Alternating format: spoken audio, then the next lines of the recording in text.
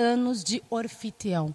Nada melhor de conversar com ele, o fundador, uma pessoa maravilhosa que vai contar um pouquinho sobre o Orfeão de Matosinhos. Think I can fly, think I can fly when I'm with you. My arms are wide, catching fire as the wind blows.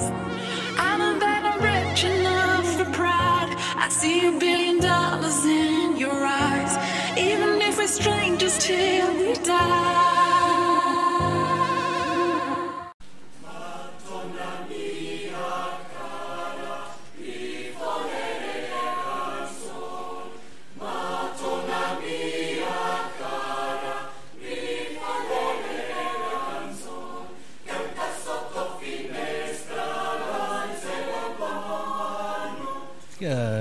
Realmente o Porto de Mar para nós é extremamente importante, porque Matosinhos desenvolve-se a partir da criação do Porto de Mar e cada vez mais começou por ser um porto de abrigo, depois um porto de pesca, agora um terminal de cruzeiros. Tem avançado sempre no tempo. Nós, aqui, na nossa casa, nascemos há 100 anos. Portanto, quando o Orfeão de Matosinhos nasceu, a vida portuguesa estava a sofrer uma mudança. Estávamos a sair da monarquia para a República, os primeiros anos da República. E quando o Orfeão nasceu, estávamos pouco tempo antes da deflagração da Primeira Guerra Mundial. Portanto, é um movimento nacional que cria estas coletividades. Aparecem os orfeões, aparecem os grupos folclóricos, aparecem as bandas, aparecem os grupos de teatro e é um enorme movimento nacional para o associativismo. Então, estas coletividades, da qual eu agora sou o presidente, tinham como mancha quase obrigatória 3 caminhos, 3 padrões, que era a cultura, a recreação e a parte social. Cada uma dessas desenvolvia uma ação muito forte. Nos seus primeiros tempos da história desta casa, a parte social foi muito importante porque havia muita miséria. Nós, em Matosinhos, não podemos esquecer que uma terra banhada pelo mar também é, consecutivamente, banhada pela tragédia, porque há muitos naufrágios, não é? E então, sempre ao longo da história dos 100 anos, esta casa esteve ao lado de todos esses problemas dramáticos e conseguiu conjugar não só a sua arte recreativa através do canto e do teatro e da música folclórica, mas também uma postura social ao lado daqueles que mais sofreram com essas intempéries. E Matosinhos, aqui em Portugal, aqui próximo do Porto, é conhecido pela sua gastronomia, pelo peixe, não é? Sim, Matosinhos chamam-lhe a sala de jantar da cidade do Porto. É curioso, porque o que acontece muitas vezes é que as pessoas habitam as cidades, e agora já não é só a cidade do Porto, é Braga, ou até Mirandela ou Vila Real. Com as IP4, as grandes vias, é possível chegar a Matosinhos em 1 hora de trajeto num bom carro.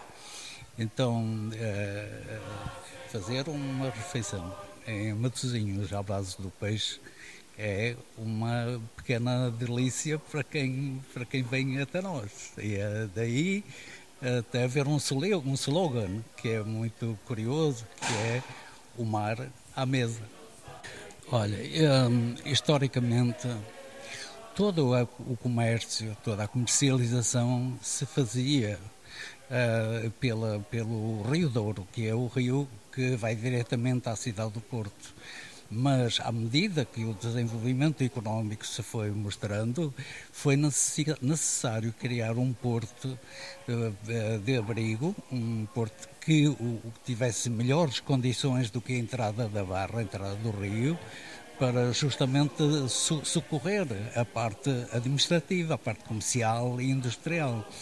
Portanto, um viajante, quando chega à cidade, nota essa grande questão que é aeroporto do Porto, Porto de Leixões, e tudo está misturado, porque realmente tudo está misturado numa espécie de uma grande metrópole. Matosinhos, Porto, Vila Nova de Gaia ou até mesmo a Maia, hoje as suas barreiras estão completamente encruzadas umas nas outras e isto passou a ser uma grande metrópole. Mas, especificamente, nós gostamos sempre de dizer que somos matosinhenses. E me fala da grande festa da padroeira da cidade de Matosinhos. Falou bem porque chamou-lhe padroeira. Mas nós também temos, mais antigo ainda, temos um padroeiro, que é o senhor de Matosinhos. É, senhor de Matosinhos, eu errei. Não errou, porque nós temos, assim, nós temos duas vias.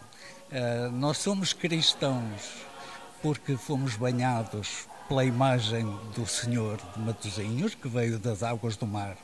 E somos marianos porque fomos banhados pela Nossa Senhora da Conceição, que entrou pelo Rio Lessa. Portanto, nós, em Matosinhos, temos cultualmente uma espécie de reforço em duas vias.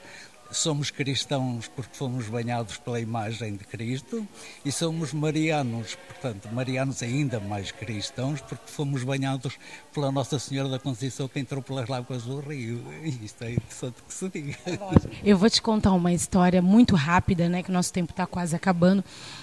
Eu estive em Minas Gerais, não sei se o senhor já teve, e em Minas Gerais tem uma réplica de Nosso Senhor do Matosinhos. Eu estive nela porque eu gosto muito de viajar e vou falar uma coisa.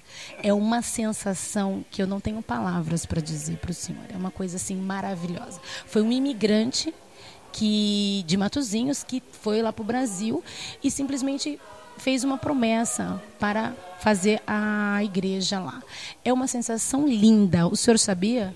Praticamente todo o Brasil tem igrejas que foram fundadas segundo o objetivo do culto, porque também quando criaram aqui havia já ligações marítimas nesse sentido. Mas eu também te vou contar uma história. Eu fui ao Brasil, ao Rio de Janeiro, participar no concurso Vila Lobos, no Teatro de Cecília Meirelles. E eu tinha 20 anos, tenho 75.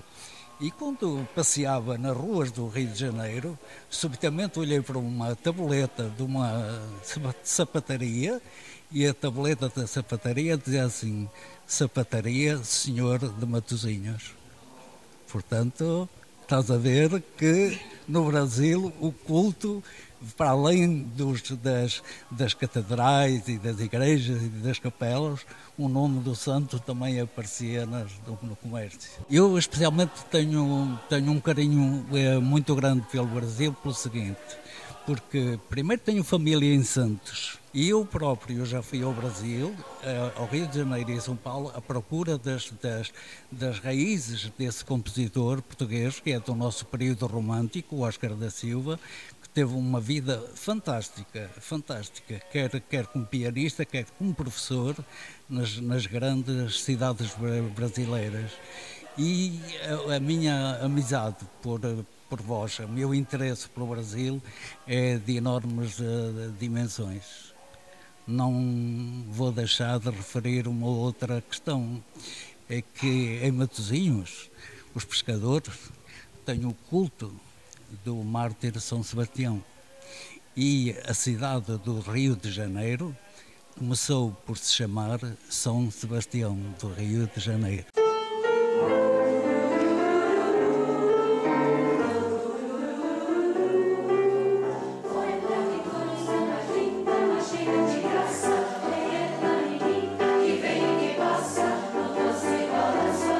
Concretamente, você sabe o que faz um editor? Jorge Castelo Branco vai nos explicar. Bom, um editor acaba por corporizar os sonhos, os escritos, das pessoas que se sentem com capacidade para o fazer. E no fundo acaba também, ou pelo menos um bom editor, ou um trabalho que seria desejável de um editor, é de corrigir alguns defeitos que possa ter na sua estruturação do livro, acompanhá-los no processo de edição, dar sugestões que porventura sejam válidas, estudar mesmo a própria grafia, o próprio aspecto gráfico do livro.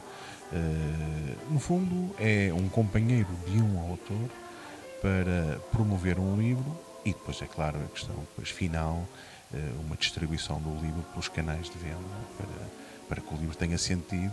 O sentido de publicar é tornar público e, nesse sentido, o editor torna público, distribuindo pelos canais de distribuição os livros e dando-os a conhecer aos leitores. E de todos os livros, qual foi o mais assim engraçado que você falou, pô, esse foi o máximo? Ora, é uma pergunta difícil de responder, porque a Seda Publicações edita vários géneros, desde tem a coleção infantil-juvenil, tem a coleção ensaio, a coleção poesia, a coleção narrativa. Eu prefiro responder de outra forma. Muito recentemente recebi um original para publicar que eu nem sequer o abri. Só o texto da apresentação estava tão mal escrito, com tantos erros, que eu nem tive coragem de abrir o original para ver o que é que estaria ali. Certamente não seria nada de muito importante. Agora, há livros que me tocaram mais que outros. Eu aqui nesta apresentação do trabalho de editora com outras matosinhenses, há livros que eu trago no coração, porque sei que são obras especiais para os autores, para a comunidade a quem se dirige. Foram livros que me deram um particular interesse e particular emoção em construí-los, em dar o meu cunho de editor também ao trabalho. E depois, pronto, enfim, há outros livros, com uma razão ou por outra, que marcaram mais. Do ponto de vista de engraçado, enfim, há por acaso um autor que eu tenho, que aprecio bastante, que tem um registro que é relativamente incomum em Portugal, que é um registro de nonsense, que são livros que me fazem rir bastante. Mas propositadamente, não é pelas más razões. E você vai ser autarca em Matosinhos? Estava falando na sua palestra, vamos descontrair um bocado. Não, por acaso, estou muito longe de ser um político. Eu disse isso na brincadeira porque antes tinha referido que o Orfeão de Matosinhos, agora pela passagem do centenário, está a ter um papel interessantíssimo do ponto de vista social, do ponto de vista de mobilização e até político. E tu não sabes, não és daqui, mas já houve duas candidaturas cujo embrião foram sessões aqui no Orfeão. Há duas candidaturas à Câmara de Matosinhos em particular, praticamente nasceram aqui, ou pelo menos foram anunciadas aqui. E eu peguei um bocadinho nessa brincadeira e disse: continuo a falar na KPC daqui como presumível candidato à Câmara de Matosinhos. E pronto, eu tenho ligações muito afetivas a Matosinhos, pessoas que estavam ligadas ao mar, que é um assunto que me interessa bastante. E, pronto, eu costumo dizer que o meu tulurismo é oceânico, como dizia o Miguel Torre.